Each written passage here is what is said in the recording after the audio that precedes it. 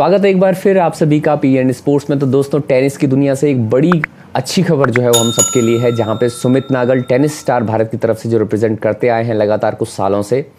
थोड़ा सा एक ब्रेक हो गया था और अनफॉर्चुनेटली हम सब के जहन से वो बाहर जाते जा रहे थे। कुछ इंजरीज के इशू थे, कुछ गवर्नमेंट्स की जो है नेग्लिजेंस थी, या बहुत सारी ऐसी चीज़ें थी जो उनको भी सफ़र करती आई थी। उन सब के बारे में मैं बात करूंगा, उनका किस तरह का स्ट्रगल रहा और किसके बावजूद कल जो अच्छी खबर जो है हमारे लिए है वो ये कि वे ऑस्ट्रेलियन ओपन यानी कि 4 ग्रैंड स्लैम में से एक ऑस्ट्रेलियन ओपन जो होता है उसके लिए उन्होंने क्वालिफाई किया है मेन ड्रॉ के लिए, यानी कि ऑस्ट्रेलियन ओपन के मेन ड्रॉ का मैच खेलते हुए नजर आएंगे सुमित नागल भारत की तरफ से। और ये एक अपने आप में बहुत बड़ा अचीवमेंट होता है, क्योंकि आप सब जानते हैं चारों ग्रैंड स्लैम्स में से ऑस्ट्रेलियन ओपन की अपने आप में एक बड़ी अहमियत होती है। और ये चौथी बार है जब सुमित नागल ने मेन ड्रॉ में क्वालिफाई किया है। कल जो मैच हुआ था, शाम को हुए इस मैच में 6-4, 6-4 से सीधे सेटों में स्लोवाकिया के एलेक्स मोल्किन को जो है वो सुमित नागल ने जो है वो पराजित किया और उसके बाद मेन ड्रॉ में जो है वो क्वालिफाई किया। तो ये अपने आप में बहुत बड़ी खबर है। और साथ ही साथ मैं आपको ये बताना चाहूँगा दोस्तों कि जितने भी पिछले कुछ समय से टेनिस स्टार्स की अगर हम बात करें, चाहे वो महेश भूपति की हम बात करते थे, लेंडर पेस की बात करते थे, बोपन्ना की बात करते आए हैं, लेकिन ऐसा एक नाम जो सुमित नागल, जिसने अलग अलग तरह के स्ट्रगल किए हैं, हर फेज़ में स्ट्रगल किए हैं, चाहे वो उनके 2015 के, आपको मैं बताऊं कि हरियाणा से बिलोंग करने वाले सुमित नागल ने जो स्टार्ट किया था अपना करियर, और भूपति की ही जो एकेडमी थी उसका उनका चयन हुआ था। उसके बाद मैं आपको बताऊं 2015 की बात है, जहां पे उन्होंने जूनियर्स ग्रैंड स्लैम का टाइटल अपने नाम किया था। डबल्स में जो है वो टाइटल उन्होंने अपने नाम किया था। तो वो भी अपने आप में उन्होंने एक हम कहें कि एंट्री ली थी, एक ग्रैंड एंट्री थी उनकी टेनिस की दुनिया में। और भारत को हम सब समझते थे कि भाई आगे आने वाले समय भारत का फ्यूचर इस तरह से ब्राइट रहेगा। लेकिन अनफॉर्चुनेटली सुमित नागल जैसे नाम ग्रैंड स्लैम में 4 बार, यानी कि 3 बार इससे पहले जब क्वालिफाई किए थे मेन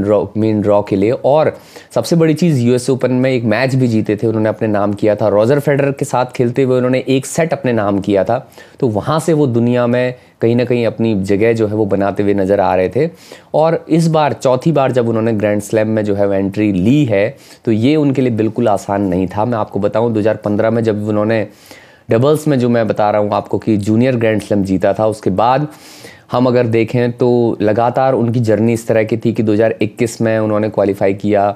यूएस ओपन के लिए क्वालिफाई किया था, ओलंपिक में भी उनका एक तरह से डेब्यू हुआ है। लेकिन लगातार जो स्ट्रगल है उनका, और वो पिछले कुछ समय से उनका दर्द भी एक तरह से उन्होंने अपना दर्द बताया है, और कई ऐसी रिपोर्ट्स हैं जिसमें उन्होंने रिवील किया है कि कैसे जो है वो अनदेखा किया जाता है। टेनिस के जो खिलाड़ी हैं इंडिया में, बड़ी चीज़ होती है, बड़ा अचीवमेंट होता है जब आप ग्रैंड स्लैम के लिए क्वालिफाई करते हो, वो भी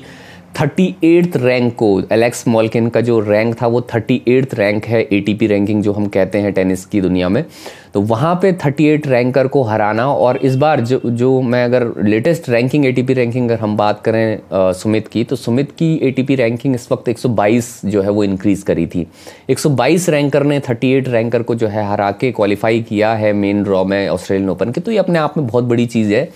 पिछले कुछ समय से उन्होंने ये रिवील किया है कि किस तरह से फाइनेंशियल जो इश्यूज़ हैं, आर्थिक तंगी है, वो कैसे उनके खेल को प्रभावित करते आई है। बीच में उनको इंजरी भी थी, हिप में इंजरी के बाद रिहैब करने के बाद वापसी उन्होंने की, और किसी ने भी नहीं सोचा था कि सुमित नागल एक बार फिर से आपको ग्रैंड स्लैम जैसे बड़े टूर्नामेंट्स में खेलते हुए नजर आएंगे। क्योंकि जब हमारी जो मीडिया है, मेन स्ट्रीम मीडिया की अगर मैं बात करूं, तो कहीं ना कहीं एक तरह से इग्नोरेंस जो है वो इस तरह के खिलाड़ियों की जाती रही है। मैंने एक डिटेल्ड वीडियो एक बार मीडिया के कवरेज को लेके भी किया था, जहां पे स्पोर्ट्स के बहुत सारे ऐसे इवेंट्स हैं जहां पे बड़े बड़े एथलीट्स ने जो है वो अचीव किया, लेकिन मीडिया की अच्छी कवरेज ना होने के कारण उनको लाइमलाइट में नहीं लाया गया, और कहीं ना कहीं उनके करियर जो है वो ख़त्म भी हो गए। और अच्छा अचीव करने के बाद भी हमारी जो खेप तैयार होनी चाहिए थी, उन सारे अचीवर्स को देखते हुए जो नई खेप तैयार होनी चाहिए थी, वो कहीं ना कहीं वहाँ पे रुक गई थी। तो कुल मिला के सुमित नागल के केस में भी अगर हम देखें तो उन्होंने भी रिवील किया कि भाई मेरे अकाउंट में, पिछले कुछ महीने की मैं बात कर रहा हूँ, कि एटीपी टूर की उन्होंने बात की थी कि जब एक टूर वो लगाते हैं तो उसमें उन्हें पूरा खर्चा अपने आप करना होता है, और उसमें 1 करोड़ का खर्चा तो सिर्फ एटीपी के एक राउंड में खेलने के लिए उन्होंने बताया था कि उन्हें चाहिए, वो भी सिर्फ एक कोच के साथ, यानी कि जहाँ पे कोई फिजियो उनके साथ नहीं ट्रैवल कर रहा है।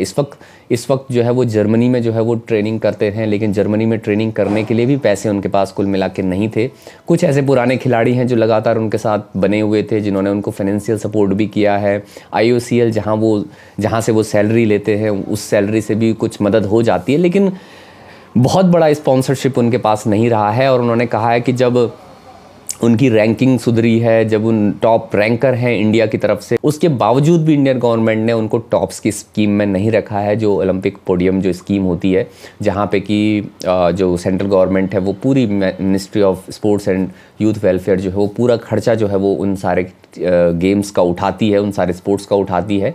जो टॉप्स की स्कीम में आती हैं। लेकिन अनफॉर्चुनेटली सुमित नागल को वहाँ पे भी जगह नहीं मिली, टॉप्स में जगह मिलनी चाहिए थी। और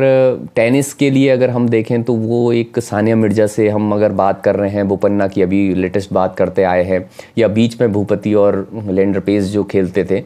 वहाँ से कोई ना कोई जो है वो बड़े नाम उभर के नहीं आए। और इनिशियल लेवल में, ग्रास रूट लेवल में जो एक फैसिलिटी डेवलप होनी चाहिए टेनिस के लिए, शायद वो कहीं ना कहीं हम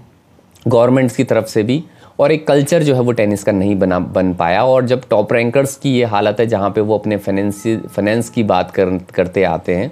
और उस तरह के चीज़ों को रिवील करते हैं जो कि स्पोर्ट्स की दुनिया के लिए बड़ा इंपॉर्टेंट हो जाता है, कि योनेक्स, एसिक्स जैसी कंपनीज उनको स्पॉन्सरशिप देती है उनके शूज़ और उनके एपरल्स के लिए, लेकिन this is not quite enough